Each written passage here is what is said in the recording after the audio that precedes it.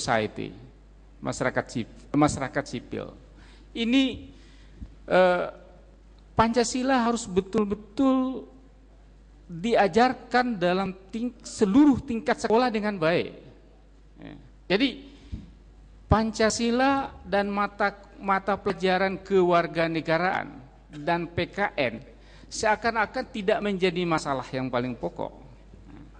Misalnya tidak menjadi, walaupun ini bentuk-bentuk lebih banyak pada aspek perilaku dan kesadaran, tapi pemahaman juga menjadi sangat penting. Disahkan agama dengan itu tegas dalam rumusan maki. Kemudian negara bahkan boleh kewajiban mengajarkan ajaran agama kepada anak-anak, yang seharusnya di negara-negara yang tidak boleh negara mencampur urusan agama, itu hal yang haram untuk diajarkan kepada anak-anak.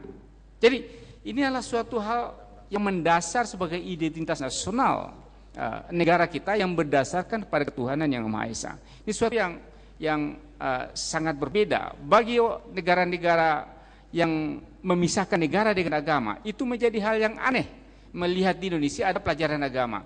Tapi bagi kita itu adalah suatu keharusan, karena nilai Pancasila memberikan guidance bahwa negara ini negara berdasarkan ketuhanan. Jadi itu diuraikan secara panjang lebar dalam putusan Mahkamah Konstitusi, yang Mahkamah Konstitusi sampai pada kesimpulan bahwa negara tetap memiliki campur tangan terhadap agama.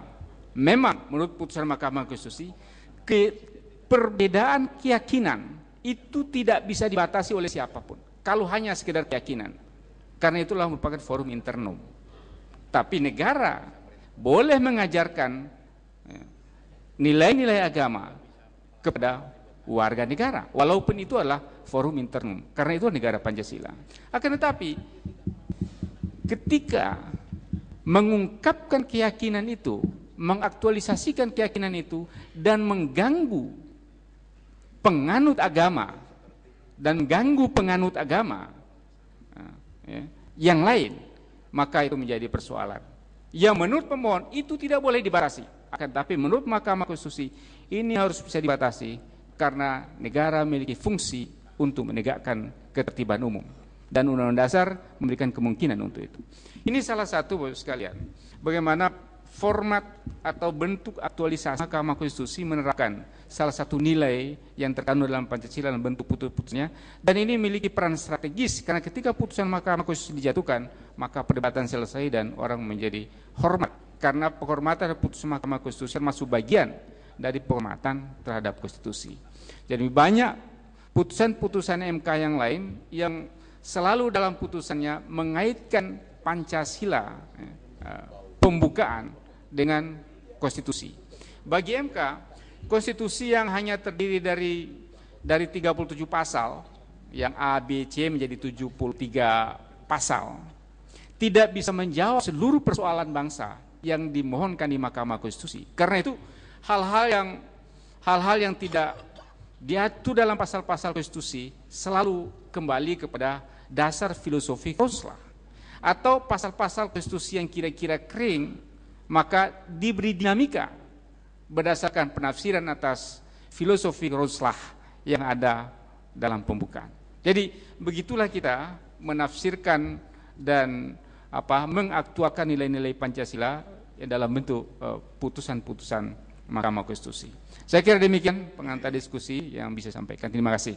Assalamualaikum warahmatullahi wabarakatuh. Ya, terima kasih Bapak Dr. Hamdan Zulfa. Beliau mengingatkan kita bahwa Pancasila itu tegas mengandung nilai-nilai yang sifatnya abstrak, umum, universal. Pancasila bukan manual, apalagi bukan semacam standar operasional. Tetapi Pancasila itu secara normatif mengandung nilai-nilai yang filosofis dan meminta atau menuntut untuk diinterpretasi sebagai moralitas, sebagai nilai-nilai etik yang bisa mencerahkan, mendasari aturan-aturan yang nanti kemudian dirumuskan di dalam peraturan perundang-undangan atau konstitusi negara kita. Itu yang diingatkan oleh beliau sehingga Pancasila harus tetap dipahami sebagai sebuah dasar filosofi bangsa yang menjadi sumber inspirasi, yang menuntut interpretasi secara normatif untuk bisa dijadikan sebagai panduan di dalam menata kehidupan kita, terutama konstitusi negara kita. Pembicara yang terakhir, Bapak Ibu sekalian, sama dengan pembicara yang pertama, Bapak Profesor Syafi'i Ma'arif. Yang terakhir ini adalah beliau Kiai Haji Jazir, yang akan melihat bagaimana strategi pelembagaan nilai-nilai Pancasila dari perspektif agama. Saya persilakan, saya ingatkan Pak Jazir 15 menit saja. Silakan. Assalamualaikum warahmatullahi wabarakatuh. Bismillah, alhamdulillah, wassalatu wassalamu ala rasulillah wa ala alihi washabihi wa mawah. Yang saya hormati Ketua Mahkamah Konstitusi, Bapak Rektor GM, dan para narasumber. Saya mulai dengan satu peristiwa tanggal 13 April 1953 ketika pagi hari Ketua PPHMI Dahlan Ranwi Harja mengirim surat kepada Bung Karno menanyakan ada 3 problem styling bangsa. Yang pertama, apakah Pancasila itu bertentangan dengan Islam? Apakah ideologi Islam itu bertentangan dengan ideologi Pancasila? Yang ketiga, apakah negara nasional itu bertentangan dengan negara Islam? Maka malam harinya Bung Karno memberikan jawaban yang saya kutip sebagai pengantar, yaitu di dalam kesempatan ceramah Isra Mi'raj di Istana Negara. Saudara-saudara, taulah Pancasila ini sudah satu kompromis yang laksana kita meminta punya darah dan air mata. Siapa yang membuka sejarah terutama sekali pada bulan Juli 1945, 1 bulan sebelum proklamasi Indonesia berkumandang angkasa, siapa yang membuka riwayatnya, kita punya musyawarat, kita punya perdebatan, kita punya pertikaian satu sama lain, bahkan kita punya pada waktu itu hampir menjadi kita punya kebencian satu sama lain. Akan tetapi kita mengerti Pancasila sudah satu kompromis. Alangkah berbahayanya situasi pada waktu itu, tetapi Allah Subhanahu wa Ta'ala, saudara-saudara, memberi ilham, memberi taufik hidayat akan persatuan kita, menjelma satu dasar yang bisa disetujuinya, yaitu dasar Pancasila, yang sampai dalam 3 undang-undang dasar RI tidak akan pernah terangkat. Undang-Undang Dasar Republik Indonesia Yogyakarta, ini perlu saya jelaskan, karena ketika penyerahan kedaulatan negara kita menjadi RIS, sepulang Bung Karno dari Brastagi, kemudian Bung Hatta dari Menumbing, maka ibu kota RIS di Jakarta. Maka orang bertanya, bagaimana dengan Indonesia 45? Maka supaya eksistensi proklamasi 45 tetap ada, maka dibentuklah Republik Indonesia 45 di Yogyakarta. Yang diangkat sebagai acting presiden adalah Maiter As-Saad, yang kemudian dengan nota integral Muhammad Nasir kita kembali pada negara kesatuan dalam di dunia. Sebab itu dari pikiran-pikiran pujangga-pujangga Tionghoa melangkah jauh dari batas negerinya, tidak mengenal negeri atau bangsa-bangsa, tetapi satu negeri, satu dunia, dan satu bangsa manusia. Lebih kurang 15 tahun yang lalu Tiongkok ada lebih kurang 70 miliar orang Islam, sehingga bisa dikatakan bahwa Tiongkok adalah negeri Islam yang paling besar. Juga agama Kristen bisa hidup damai di sebelah lain-lain agama yang sudah lama ada di Tiongkok. Partai Tionghoa turut berjuang sa Indonesia, kemerdekaan Indonesia. 10 tahun hal ini kan di gedung ini dapat kesempatan itu. Ada terhilang satu. Perang segera berakhir, Tuhan kan bangsa Indonesia sama sekali. Nanti sesudah perang akan mendirikan dunia baru dengan manusia baru. Supomo lebih tegas, Supomo mengatakan negara nasional yang bersatu itu tidak berarti bahwa negara itu akan bersifat areligius. Negara nasional yang bersatu itu akan memelihara budi pekerti kemanusiaan yang luhur, akan memegang teguh cita-cita moral rakyat yang luhur. Maka hendaklah negara yang demikian itu hendaknya negara Indonesia juga memakai dasar moral yang luhur yang juga diajarkan dalam agama Islam. Sebagai contoh, dalam negara Indonesia itu hendaknya dianjurkan supaya warga negara harus cinta tanah air, ikhlas akan diri sendiri, dan berbakti kepada pemimpin dan kepada negara, supaya takluk kepada Tuhan, supaya tiap-tiap waktu ingat kepada Tuhan. Itu semua harus dianjurkan oleh negara, harus dipakai sebagai dasar moral dari negara nasional yang bersatu itu. Dan saya yakin bahwa dasar-dasar itu diajarkan oleh agama Islam. Jakarta Charter atau Piagam Jakarta yang nanti dalam situasi genting tanggal 18 Agustus 7 kalimat itu dihapuskan, tapi Ki Bagus tetap ngenyang satu. Sekarang ditambah ketuhanan, itu tambah kalimat yang Maha Esa, ya. Jadi kalimat yang Maha Esa itu sebagai pengganti dengan kewajiban menjalankan syariat Islam. Itu 18 Agustus menjelang apa? Ya, terima kasih. Terakhir ya, yang paling jelas mendudukkan agama ini di dalam negara Bung Hatta. Ya, Bung Hatta di dalam pidato di Sanyo Kaigi, dia mengatakan, kalau kita sekarang hendak menyusun negara Indonesia di kemudian hari, hendaklah kita insaf apa yang akan kita kerjakan dan mengerti pedoman akan yang akan kita pakai. Kita tidak negara dengan dasar perpisahan antara agama dan negara, melainkan kita akan mendirikan negara modern di atas dasar perpisahan antara urusan agama dan urusan negara. Kalau urusan agama juga dipegang oleh negara, maka agama akan menjadi perkakas negara, dan itu hilang sifatnya yang murni. Urusan negara urusan kita semua, urusan agama Islam adalah urusan umat Islam dan masyarakat Islam semata-mata. Ya, ini Bung Hatta cerdas sekali memberikan gambaran. Nah, oleh karena itu dalam praktek Pancasila pada negara kita harus melihat yang pertama aspek subjeknya dulu. Jadi pembicaraan tadi itu pada dataran penduduk. Jadi penduduk itu bisa Tionghoa, Batak, Madura, Makassar, dan lain sebagainya yang tinggal di wilayah ini. Kemudian meningkat kesadaran menjadi satu bangsa, yaitu bangsa Indonesia sebagai rakyat Indonesia. Assalamualaikum warahmatullahi wabarakatuh. Matur nuwun Pak Jazir.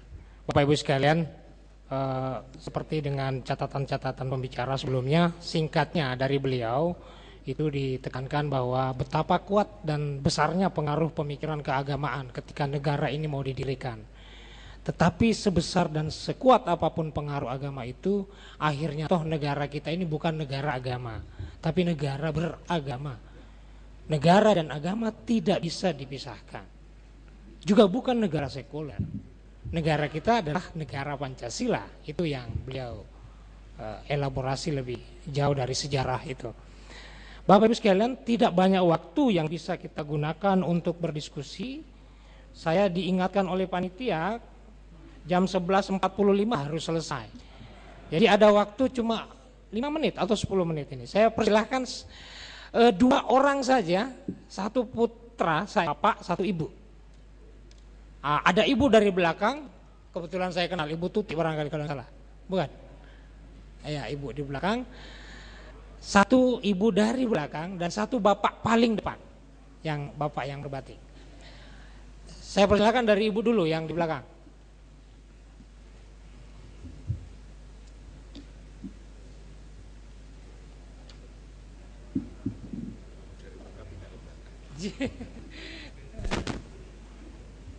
Terima kasih. Saya Sugihasuti, Tuti dari Fakultas Ilmu Budaya UGM. Takzim saya untuk Buya Syafi'i Ma'arif, takzim saya untuk Sultan Hamengkubuwono X, simpati saya untuk dua pembicara yang lain. Ada dua hal yang akan saya sampaikan kepada 4 pembicara. Siapa yang dapat menanggapi hal ini? Satu, untuk panitia berkaitan dengan dokumentasi kongres ini.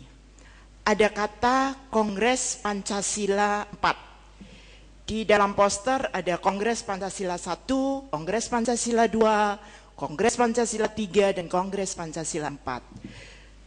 Saya bersaran, atau mari kita berpikir bersama, juga nanti komentar pembicara bagaimana, supaya tidak terjadi salah makna bahwa ada Pancasila 1, Pancasila 2, Pancasila 3, bahwa bahasa negara adalah bahasa Indonesia. Di dalam ketetapan MPR yang merupakan pembaruan dari ketetapan sebelumnya, tidak diatur sikap berbangsa, sikap kehidupan berbangsa dari etika berbahasa. Yang kami muliakan, ngerso dalem Sri Sultan Hamengkubuwono ingkang Jumeneng kaping 10, yang kami muliakan Bapak Mahfud MD, Ketua Mahkamah Konstitusi, kebetulan mantan dosen saya Pancasila dan Filsafat Pancasila waktu di UI.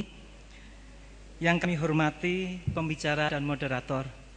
Assalamualaikum warahmatullahi wabarakatuh.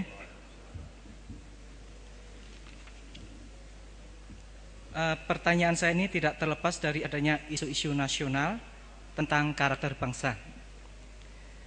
Yang pertama, bagaimana membangun, perkuat ideologi, jati diri, dan citra bangsa melalui Pancasila. Pertanyaan kedua, bagaimana menciptakan dampak sosial yang positif kepada masyarakat terhadap penegakan hukum di Indonesia? Bagaimana kearifan lokal itu bisa menjadi kekuatan di dalam berproses, berpancasilais, ya, berbudaya Pancasila itu, karena hanya dengan cara demikian masyarakat itu bisa mengaplikasikan secara subjektif di dalam konteks melaksanakan Pancasila. Ya, kalau objektif itu memang urusannya pemerintah. Dalam setiap undang-undang harus mengingat, menimbangnya, di situ ada Pancasila, kan gitu. Ya, menerjemahkan Pancasila di dalam kebijakan-kebijakan, undang-undang dan sebagainya. Tapi kalau masyarakatnya itu kan tidak bisa menerjemahkan satu persatu. Nah itu kalau sekolah akademisi ya bisa gitu. Tapi fakta di dalam aplikasi masyarakat kan tidak seperti itu. Ya. Nah, saya menarik kesimpulan dari apa yang ditinggalkan oleh almarhum Hamengkubuwono IX, ya, dengan bergabungnya dengan Republik Indonesia itu secara spiritual itu masyarakat Jogja harus merah putih, Pancasilais, dan Bhinneka Tunggal Ika. Yang ditegakkan rasa ketuhanan, rasa kemanusiaan, dan rasa keadilan. Jadi kalau setiap anak bangsa ini di dalam pemahaman subjektif Pancasila bisa melaksanakan 3 hal ini, mungkin juga sudah Pancasilais itu sebetulnya. Secara subjektif. Karena masyarakat tidak bisa harus menerjemahkan satu persatu itu dalam aplikasinya. Saya kira itu. Ya. Nah kalau penegakan hukum itu kan jelas konsistensi yang diambil oleh pemerintah khususnya pada lembaga-lembaga hukum itu sendiri di dalam menegakkan aturan hukum. Ya, ya dalam arti yang menghargai dan punya rasa takut pada pelaksanaan reward punishment-nya itu betul-betul konsisten bisa dilakukan. Menjadi tidak berwibawanya instrumen pemerintah pada rakyat, ya gitu. Jadi orang membanding dulu dan sekarang. Jadi lihat ekonomi saja, kalau lihat konsepnya Bung Hatta, manisnya adalah koperasi, prakteknya sekarang korporasi, kan gitu. Jadi, ya toh, ideologi nasional kita kan koperasi soko guru, prakteknya korporasi sekarang soko gurunya, bahkan mengarah kuperasi. Jadi ini yang berbahaya. Jadi terakhir, Saya menambah sedikit Mas Hamdan Zulfan, jadi saya juga dulu muridnya Pak Mahfud di Fakultas Hukum UI, dosen saya tata negara. Jadi sebetulnya keistimewaan itu harus melihat aspek asal usul. Oleh karena itu, ketika Rajiman Widyodiningrat bersama Bung Hatta, Bung Karno datang kepada Panglima Tiroji di Lanbad menjelang kemerdekaan, itu ada pertanyaan, bagaimana dengan negara-negara yang masih berdiri sekarang ini? Maka waktu itu usulan Widyodiningrat, beri saja piagam kedudukan, tetap ada kedudukannya. Maka Bung Karno tanggal 19 Agustus 45 mengeluarkan piagam kedudukan untuk daerah istimewa Yogyakarta. Itu yang saya sebut sebagai ijab. Jadi negara Yogyakarta hari diberi hak istimewa dengan seluruh kekuasaan di tangan Sultan, dan Pakualam untuk Pakualaman itu ijabnya pemerintah pusat. Dijawab sebagai kabulnya tanggal 5 September dengan amanat 5 September. Jadi ini menjadi daerah modal karena real Indonesia waktu itu belum punya wilayah yang jelas, maka wilayah yang nyata negara proklamasi itu hanyalah Kesultanan dan Pakualaman. Maka kalau kemudian ijab kabul ini dibatalkan, cerai, kembali ke masing-masing asal, mestinya Yogyakarta kembali menjadi negara. Nah, ya mestinya betul. Jadi oleh karena itu sangat historis dan tidak konstitusional yang seperti ini kalau nanti dilakukan proses pemilihan gubernur. Terima kasih. Ya. Waduh, mohon maaf sekali Bapak Ibu sekalian, karena waktu yang sangat terbatas saya harus mengakhiri diskusi kita ini. Saya tahu Bapak Ibu banyak yang ingin mengajukan pendapat, tetapi waktulah yang membatasi kita.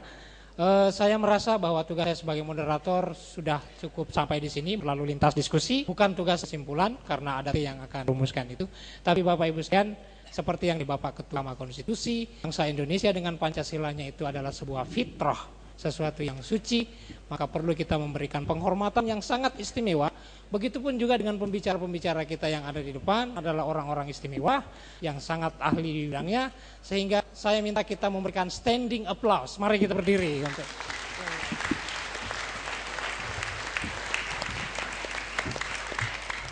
terima kasih. Matur nuwun. Assalamualaikum warahmatullahi wabarakatuh. Baik, terima kasih narasumber, moderator yang tentunya sudah kita ikuti bersama presentasi panel yang pertama. Kemudian karena waktunya saat sudah memasuki sholat duhur, karena itu saya kira akan kita break ataupun kita istirahat, sholat dan makan. Baik, terima kasih Bapak Moderator. Assalamualaikum warahmatullahi wabarakatuh. Alhamdulillahirrabbilalamin. Saya bersyukur pada sesi ini hampir semuanya sudah berada di ruangan kembali. Berarti Soma tadi betul-betul bisa dimanfaatkan waktunya secara efektif. Lebih dari itu saya yakin kehadirannya memang serius untuk mengikuti kongres ini agar diperoleh hasil yang maksimal. Nah, saya berbahagia sekali hari ini di kanan kiri saya sudah siap untuk menjadi pemateri, beliau-beliau yang sudah sangat terkenal. Akan saya perkenalkan dulu dari sebelah kanan paling ujung, ini Bapak Abiweti dari Lemhanas, Brigjen Purnawirawan. Kemudian di sebelah kanan saya langsung, saya kira sudah tidak asing lagi, sering kita lihat di tayangan televisi. Namanya juga sudah tidak asing, mudah dikenal. Bapak Dr. Haryono SHMCL, Hakim Mahkamah Konstitusi Republik Indonesia. Dan yang di sebelah kiri saya ini enggak kurang terkenalnya ini, bahkan sangat terkenal, Profesor Dr. Arif Hidayat SH, guru besar dari Fakultas Hukum Universitas Diponegoro Semarang. Beliau ini memang dari Semarang tapi kantornya banyak di Jakarta. Antara lain juga di Mahkamah Konstitusi dan lembaga negara yang lain. Oleh karenanya kalau Ya kadang-kadang Semarang untuk ampiran gitulah. Nah, sebelum dimulai mari kita beri tepuk tangan dulu kepada para pembicara. Kita akan gunakan waktu pada sesi ini nanti seperti yang dikemukakan tadi oleh moderator sampai jam 13.45. Ini udah termasuk nanti diskusinya. Nah, saya berbahagia karena beliau bertiga ini saya mengenal suatu kepada para pembicara. Nah, dimulai dari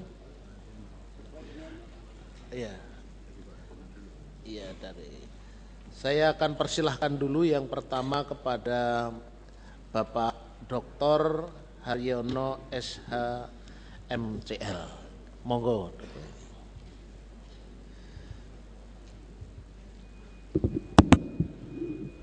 Assalamualaikum warahmatullahi wabarakatuh. Selamat siang, salam sejahtera untuk kita semua. Bapak Ibu sekalian, para peserta kongres, saya mohon maaf ini karena mungkin tidak pandai untuk memanfaatkan waktu, tapi niat dari kedatangan saya dalam bahasa Jawa itu udu klungsu aja lah. Sumbangan kecil dalam satu peristiwa besar ini di mana kita bicara Pancasila. Semoga saja apa yang saya sampaikan ada manfaatnya. Kalau tadi sudah dibicarakan keadaan sekarang yang tentu saja memprihatinkan kita. Saya bisa umpamakan sekarang ini kita ada di depan cermin. Di depan cermin itu kita dulu kan punya Pancasila. Lalu kita di depan cermin. Setelah mendengarkan apa tadi, terutama juga puisi-puisi dari Pak Taufik tadi, lalu ternyata itu adalah menggambarkan keadaan kita. Ternyata kita itu, saya masih cari tadi bahasa Indonesianya tapi belum ketemu. Kita itu jadi pangling. Loh, masa itu saya, padahal kita di depan kaca. Kita jadi pangling, loh, masa itu saya. Jadi dalam memahami Pancasila kok jadi begitu ya saya. Ini yang saya tangkap. Saya coba saya sederhanakan bagaimana kondisi kita sekarang. Lalu kepanglingan kita itu kita jadi ragu-ragu. Jangan-jangan wajah Pancasila kita dulu itu nggak benar gitu, jangan-jangan. Yang benar yang ini, jangan-jangan. Jadi selalu ada pertanyaan seperti itu. Oleh karena itu, saya mencoba untuk merecall atau mengingat kembali agar supaya kita ternyata yang salah itu yang sekarang. Wajah Pancasila kita dulu itulah yang benar, yang sejatinya. Kalau sekarang kita pangling terhadap wajah kita sekarang, moga-moga saja karena kita pakai topeng, bukan karena memang wajah kita berubah gitu. Itu sebenarnya tidak bermaksud untuk menjelekan, tidak bermaksud jelek, tapi bermaksud untuk membuat satu sumbangan klungsu saya di dalam memahami Pancasila itu. Sebetulnya yang ada pada pembukaan Undang-Undang Dasar itu adalah yang kita temukan pada alinea keempat itu adalah merupakan satu cetak biru dari susunan negara. Karena pembukaan itu bicara negara. Bagaimana negara yang kita bentuk itu harus perlu cetak birunya. Lah cetak birunya itu ada pada alinea keempat. Itulah cetak biru yang berdasarkan negara adalah negara yang berkedaulatan rakyat, yang berdasarkan itu cetak birunya negara kita. Harus negara kedaulatan rakyat, itu yang dikehendaki oleh pembukaan. Yang berdasar, nah saya di sini agak beda sedikit. Jadi yang berdasar itu adalah kedaulatannya itu berdasar kepada ketuhanan yang maha, beri kemanusiaan yang adil dan beradab, persatuan Indonesia, kerakyatan yang dipimpin oleh hikmat kebijaksanaan dalam pemusatan perwakilan. Maksudnya adalah bahwa negara ini energi atau pendorong utama dalam negara itu adalah kekuasaan. Dan kekuasaan di dalam sistem kenegaraan itu tercerminkan dalam kedaulatan. Jadi kalau akan membuat negara yang di dalamnya ada fungsi kedaulatan, maka kedaulatannya ini sudah diwanti-wanti, sudah dibatasi oleh pembukaan. Siapa yang menggunakan kedaulatan harus berdasar kepada ketuhanan yang Maha Esa. Siapa itu organisasi negaranya yang melaksanakan kedaulatan? Harus berdasarkan kepada peri kemanusiaan yang adil dan beradab. Harus berdasarkan kepada persatuan Indonesia. Harus berdasarkan kepada kerakyatan. Karena itu wanti-wanti message yang dicantumkan dalam pembukaan Undang-Undang Dasar Negara Indonesia, di dalam wadah negara Indonesia susunan nanti, itu artinya adalah bahwa kedaulatan itu nanti bukan kedaulatan yang seenak-enaknya sendiri bagi mereka yang memegang kedaulatan itu. Tapi kedaulatan itu ada amanahnya. Kalau kita melihat di mana pencerminan kedaulatan itu, sebuah negara itu pencerminan kedaulatannya kalau negara itu bisa membuat undang-undang dasar. Kalau negara itu bisa membuat undang-undang, itulah negara merdeka. Kita dulu waktu Hindia Belanda nggak bisa buat itu. Bagaimana bisa membuat undang-undang dasar, wong kita bukan bangsa yang merdeka. Undang-undang dasarnya nunut dari Belanda saja. Bagaimana bisa membuat undang-undang, kita tidak merdeka. Undang-undangnya terserah apa yang dibuat oleh Belanda. Oleh karena itu dulu kita mengenal wet, kita mengenal ordonansi. Itu semua adalah buatan dari sistem Belanda. Nah sekarang waktu merdeka itu diwanti-wanti oleh pembukaan Undang-Undang Dasar. Pengguna kedaulatan, kamu kalau menggunakan kekuasaanmu dalam arti membuat Undang-Undang Dasar dan nantinya membuat undang-undang, kedaulatan yang akan kamu buat, kamu cerminkan dalam Undang-Undang Dasar itu harus ada nilai ketuhanan yang Maha Esa. Harus ada nilai kemanusiaan adil yang beradabnya. Harus ada nilai persatuannya. Nilai-nilai itu kemudian caranya adalah diambil dalam permusyawaratan perwakilan yang dipimpin oleh hikmat, dalam pencerminannya sebagai filosofi Groslah. Kita cara hidup hari-hari kita berpancasila itu bagaimana? Itu masalah kita individu.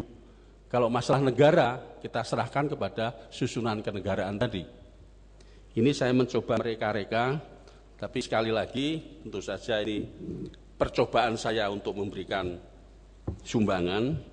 Way of life dari masyarakat Indonesia yang berjiwa Pancasila itu kira-kira warga Indonesia itu sebagai Pancasilais, ia adalah insan yang bertakwa kepada Tuhan yang Maha Esa dan mendidik keluarganya untuk bertakwa keluarganya, serta mengajak dan mengingatkan orang lain untuk bertakwa. Kewajiban kita terhadap orang lain di dalam masyarakat untuk masalah keyakinan hanya mengingatkan dan mengajak, nggak bisa memaksa. Dalam mengajak itu dengan menghargai harkat kemanusiaan seseorang sebagai makhluk Tuhan, yang pengamalannya mempersatukan bangsa Indonesia dengan menempuh jalan bermusyawarah untuk mengambil satu kebijakan yang menghasilkan keadilan sosial bagi masyarakat bangsa Indonesia. Itulah kira-kira yang saya pikirkan bagaimana menjadi seorang warga Indonesia di dalam way of life-nya untuk hidup sesuai dengan Pancasila. Kalau kita sudah sebagai insan yang berpancasila seperti itu, kemudian sisi lain negara itu sudah seperti itu, lalu ketemunya adalah terciptanya keadilan sosial bagi seluruh rakyat Indonesia, lahir batin, material, imaterial. Kira-kira itu yang bisa saya sampaikan di dalam usaha untuk kita tadi berkata, bercermin, lalu kita pangling terhadap diri kita sendiri, lalu kita ragu-ragu wajah saya itu yang mana. Kalau kita berpancasila, sebenarnya bukan barang baru, bukan barang asing, tapi itulah jiwa kita yang kalau kita pilah-pilah kira-kira seperti itu. Moga-moga saya tidak korupsi waktu, Pak. Saya akhiri, wassalamualaikum warahmatullahi wabarakatuh. Terima kasih sekali. Terima kasih, Sucito. Assalamualaikum warahmatullahi wabarakatuh. Selamat siang sejahtera untuk kita, rekan-rekan pembicara. ada Prof. Edi Swasono, kemudian Pak Siswono, senior saya, ya, dan Bapak Ibu sekalian. Saya untuk juga melakukan eksperimentasi strategi pelembagaan nilai-nilai Pancasila melalui perspektif hukum, melalui sarana hukum. Maka saya mengambil judul Negara Hukum Pancasila, suatu model ideal penyelenggaraan negara hukum. Karena saya berpretensi begini, ada tradisi-tradisi berhukum di dunia ini, mulai yang paling berpengaruh sekarang ini adalah tradisi common law system dan tradisi civil law system. Selain ada tradisi-tradisi yang lain, misalnya tradisi menurut agama. Menurut tradisi agama Islam ada, menurut tradisi hukum Katolik, hukum kanonik juga ada, dan tradisi-tradisi yang bersifat tradisional, konservatif, yang dipraktekkan di negara-negara kecil di Afrika itu ada sendiri-sendiri.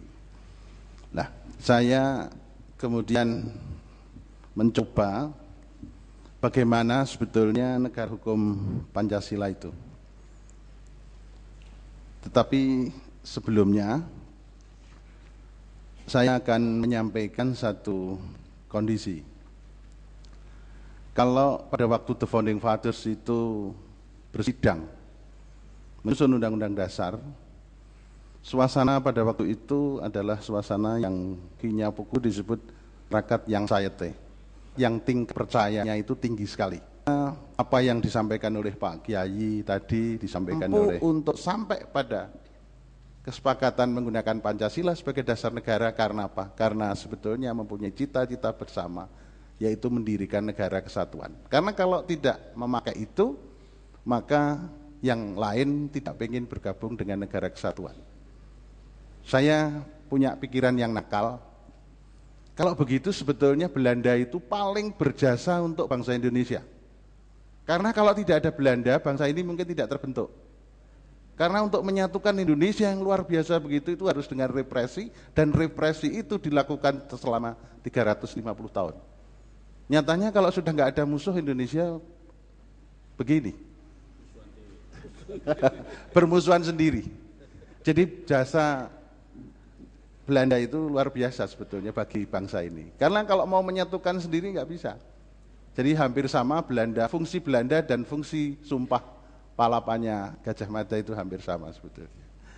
Ya, tapi Belanda mengeruk kekayaan Indonesia, sekarang tidak tergoncang krisis ekonomi di Eropa, tapi karena apa? Itu kekayaan Indonesia yang sudah dikeruk selama 350 tahun, sehingga dia stabil saja itu. Ya. Kemudian selanjutnya, terus, nah ini, Indonesia itu tidak semata-mata hanya dikelola, ini penafsiran saya dari pembukaan, tidak. Sebetulnya Pak Haryono tadi juga sudah menyebut, Indonesia itu dikelola berdasarkan prinsip-prinsip. Kalau kita mengatakan itu demokrasi, iya demokrasi, tapi tidak demokrasi, juga tidak sendirian. Di situ ada teokrasinya. Tapi juga di situ kayak menambahkan yang paling baru, ada ekokrasinya. Ekokrasi itu kedaulatan di tangan ekologi, artinya Indonesia itu harus dieman-eman supaya anak cucu kita itu nanti dalam ribuan tahun yang akan datang masih bisa menikmati negara yang kaya raya ini, tidak dihabiskan oleh kita sekarang. Jadi kalau orang kemudian hanya menonjolkan demokrasi, itu juga salah. Di Indonesia itu krasi 4 ini, kekuasaan 4 ini harus bergabung, bersinergi menjadi satu. Jadi kalau demokrasinya itu mestinya lebih baik daripada Amerika. Demokrasinya bisa lebih baik daripada negara lain. Ini dasolennya. Karena apa? Karena dia bergabung, diwarnai, diilhami dengan teokrasi. Bukan teokrasi berdasarkan agama tertentu, tapi teokrasi berdasarkan ketuhanan yang Maha Esa. Jadi kalau yang namanya money politik, harus bayar kalau mau nyalon ke partai, itu bukan teodemokrasi, itu demokrasi yang bersifat transaksional. Indonesia mestinya lebih bermoral, lebih lembut, lebih soft, dan sebagainya, karena berdasarkan teodemokrasi. Kemudian demokrasi, tadi sudah Pak Haryono, juga tunduk dengan demokrasi. tunduk pada hukum. Jadi itu semua yang harus dipraktekkan yang merupakan sinergi dari kerasi-kerasi yang saya sebutkan. Tidak yang menonjol adalah demokrasi. Karena kalau demokrasi kemudian yang sangat ditonjolkan, di situ akan muncul dominasi oleh kelompok mayoritas, kelompok yang paling besar terhadap kelompok yang kecil. Nah, the Founding Fathers tidak menginginkan itu amanah dari pembukaan Undang-Undang Dasar. Kemudian selanjutnya, yang halaman 5 lagi, ini sudah lanjut, itu 4 pilar. Lah, konsep negara hukum Pancasila itu harus